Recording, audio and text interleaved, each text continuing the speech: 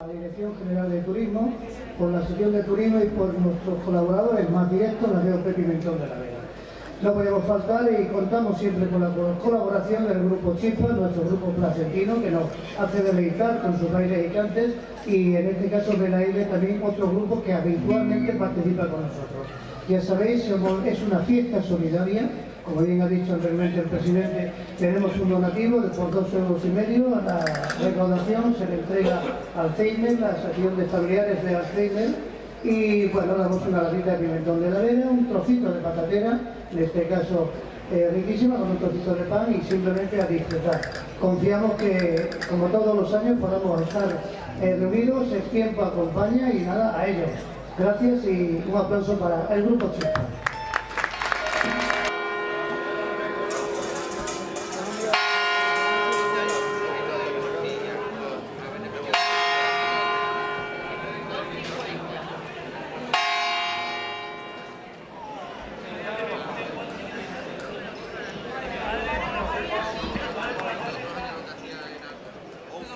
Como soy más de picante, no ha venido el pan todavía. No tenemos pan, es lo que nos A ver falta. si nos llega el pan.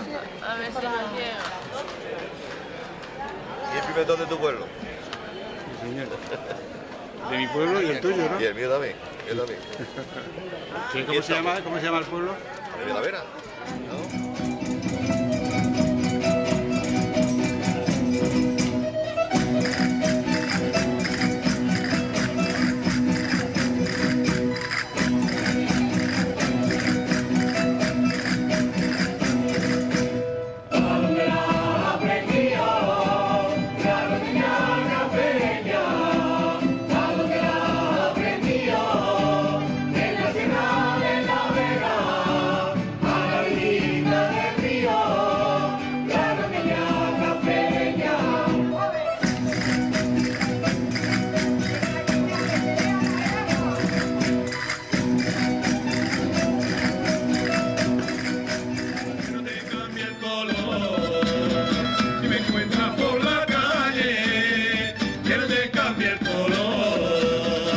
Se va a enterar la gente de lo que hay entre tú y yo.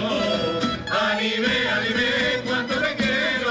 Anime, por ti me muero. Anime, por la mañana. Anime, rosa temprana.